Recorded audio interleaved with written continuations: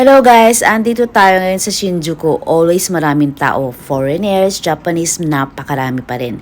Hapon pa lang matao na dito, lalo na sa gabi. As in, lalo na tapos na trabaho ng mga Japanese, andito kasi lahat ng inuman, kainan, party-party, mga hotels na pagstayan ng mga foreigners. Katulad nun, Hotel Gracery. Ayun. Sa likod ng Hotel Gracery, sa left side niyan, nandyan yung Kabukicho Tower. Mamaya pupuntahan natin yun. Tapos gala muna tayo. Meron na kasi akong gustong daanan.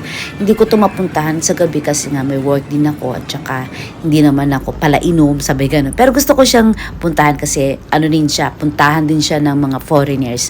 Yun yung Golden Guy or Golden Street sa Shinjuku.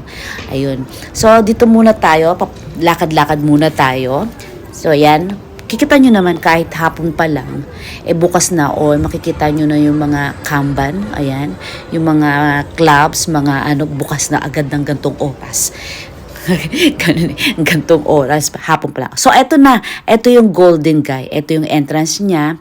Eto yung parang mga izakaya o yung mga bar na maliliit na bar. Eto yung matagal na tong Golden Guy na to.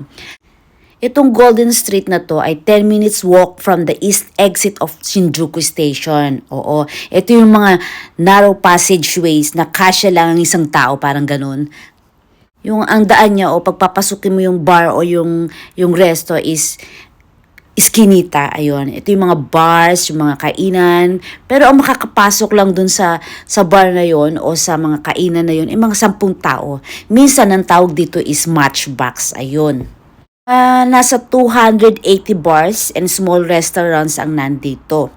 Pero talagang maliliit lang talaga. Ang pwede lang pumasok sa bar na yon ay mga 10 tao lang, ganun. Ito yung madalas nyo makikita sa mga movie. Ayan, yung mga, pag kami mga gulo. Ayan, tito nyo, nakapila na ganito palang oras. Isang tao lang makakapasok na ganun. So, isang pila lang na ganun talaga. Mas masaya dito at saka mas maliwanag. Mas makikita mo yung Finky o yung kung anong klaseng lugar siya pag gabi. So dito sa Shinjuku, hindi lang talaga puro mga brands, malalaking buildings sa makikita mo. May part na ganito. Ayan, yung puro iskinita lang. Tapos yung talagang pag sa gabi, talagang inuman lang. Kung hindi matatag ang loob mo rito, ayan, kita mo ganyan, no? May mga kontador ba tawag yan sa atin? Sabay ganun, kontador. Ayan. So, napakaliit talaga. Isang tao lang ang makakapasok. So, ayan, no? Merong may bukas na, merong hindi pa, sarado pa sila, ganyan. So, kung hindi ka sanay sa ganitong lugar, wag mo nang puntahan, ganon. Sa hapon ka na lang kung pumunta katulad ni Ate JS, ayan. Hapon ako pumunta para masilip ko siya o makita ko siya talaga.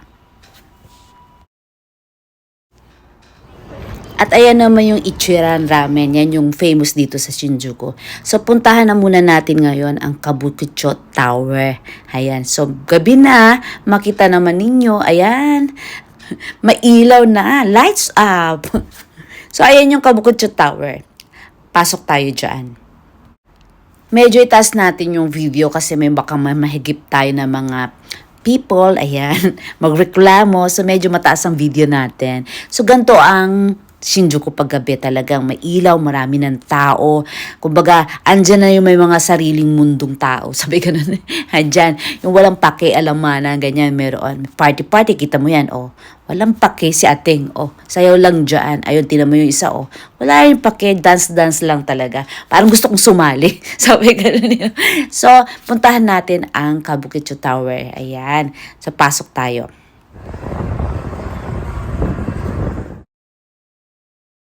So, ayan, pagpasok mo, may izakaya pa rin, inuman pa rin, may mga nagpe-perform, ayan.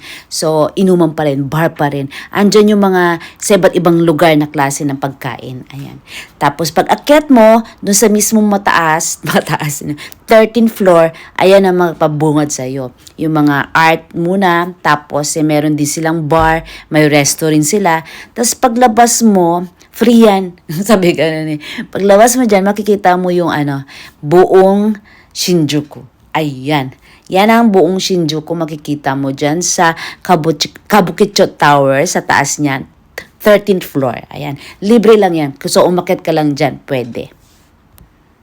So yan ang view sa gabi. Meron din ditong cinema sa Kabukicho Tower. Tapos meron din dito na restaurant, bars at saka hotel mismo rin dito. Medyo pricey lang talaga. Pati yung cinema nila kasi parang first class talaga yung cinema nila. Parang yung upuan nila is parang bed talaga. Ayan. At may games din dito. So, baba na tayo. Ito na ang Shinjuku at night. Ayan, talagang lights up at ang dami talagang tao. Ang Shinjuku hindi rin papatalo sa game center at sa UFO catcher. Ang cute-cute na mga stuffed toys nila dito, na mga price nila, pati yung mga figurines ng animes. Kasi ito rin ay dinadayo ng mga foreigners dito. Imbis na bumibili sila, nag-enjoy sila ng ganyan. At saka hindi mo basta-basta kasi mabibili kung saan-saan yung mga price ng UFO catcher dito sa Shinjuku.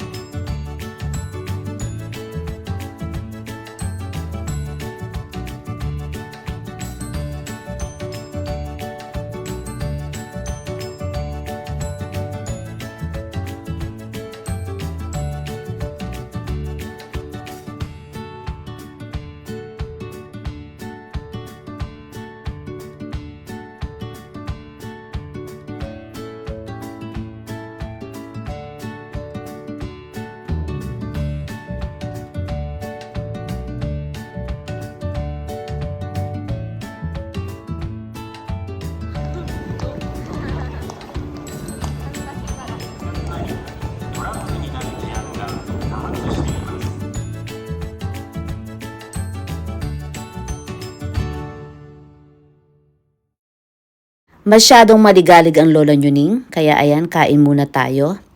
So, sa Italian restaurant kami nagpunta para may pizza at saka may spaghetti. Yun ang gusto kong kainin ngayon. Ayan, lamon lang ating, ang init. So, ayan, naubos natin, napagod si ating, napalakas ang kain. So, yan lang muna ang maishishare ko sa inyo, ang day and night ng Shinjuku. Tapos, ito, ang billboard, ang famous billboard dito sa Shinjuku. Ayan, ang cute, di ba? Ayan guys, hanggang dyan lang muna ang may share ko sa inyo ngayon about Shinjuku. Ayan, abangan ninyo mga gala ni Ate JS, mga i-share ko sa inyo kung ano mga nandito sa Tokyo, dito sa Japan. Ayan, thank you for watching. Don't forget to like and subscribe. Love, love!